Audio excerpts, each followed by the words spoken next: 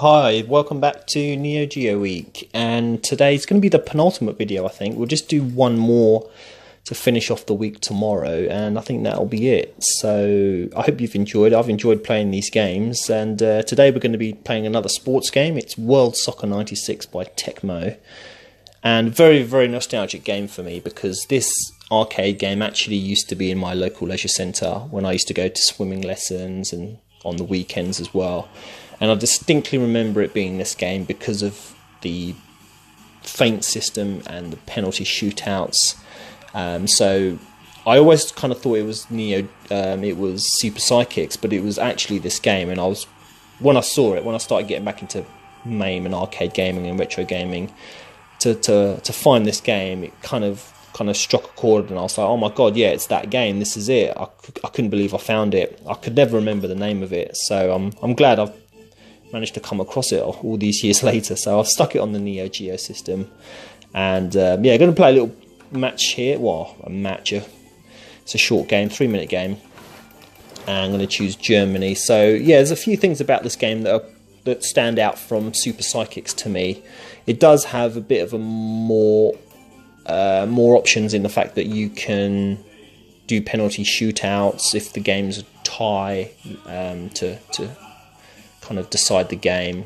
It's got a bit of a power-up system where you can choose, when you pick a team, you can add special points to increase the team ability, like power or shot or speed.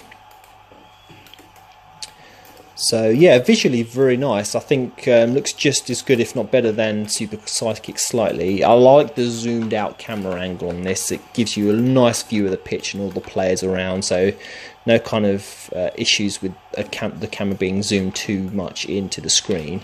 And you're going to see coming up now is the feint system that this game has. Now, it's one thing that I think does take a little bit away from it. I mean, I'm not a massive fan of it being in the game, but here it is here. And what happens is when you come across an opponent sometimes during the match, you kind of do this one-on-one. You got to dodge past him, and he has to try to counter. And it happens vice versa as well. You have to try and get past him or counter his move. And if you're successful, you get a power-up, like a speed boost and a power-up shot for your player. But it's one of these things in the game that I'm not really a massive fan of, and never really was, to be honest. But it is what it is. I mean, arcade games back there were designed to add a bit of challenge, and I suppose it's a bit of a unique feature. But I'd be happy if the game was without it. I've got a penalty here now. I managed to save it, luckily.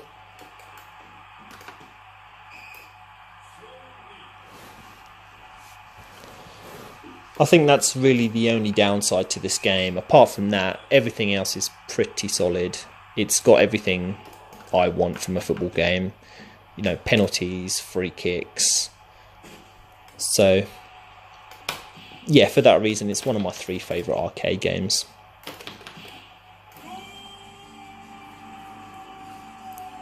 And of course, the crazy goal celebrations. That's one thing I just absolutely love about these games. When you score a goal, the commentator just goes absolutely crazy. It's brilliant.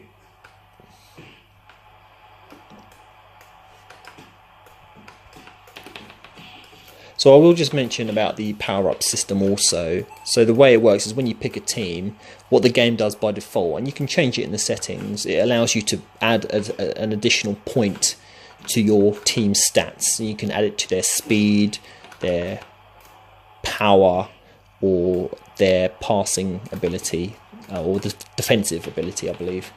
And you go through each team by team, and if you do lose a game, what it does to continue, it will allow you to add another point to the team stats to give you an even bit better advantage as well. So in the dip settings, you can change, how many points you can add or remove or get at the continue if you like. So you can really tweak the game to really make it your own. You could start off with a really powered team, or you could just rein it in to kind of get that challenge out of the game.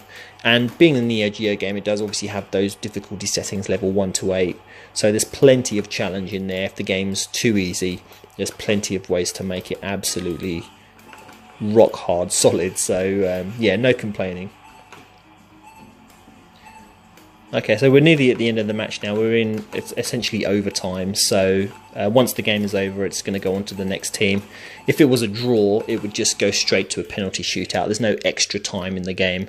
It's just a penalty shootout. But yeah, on to the next team, essentially. And thanks for watching. Stay tuned for the last Neo Geo Week video tomorrow, and I'll see you then. Bye for now.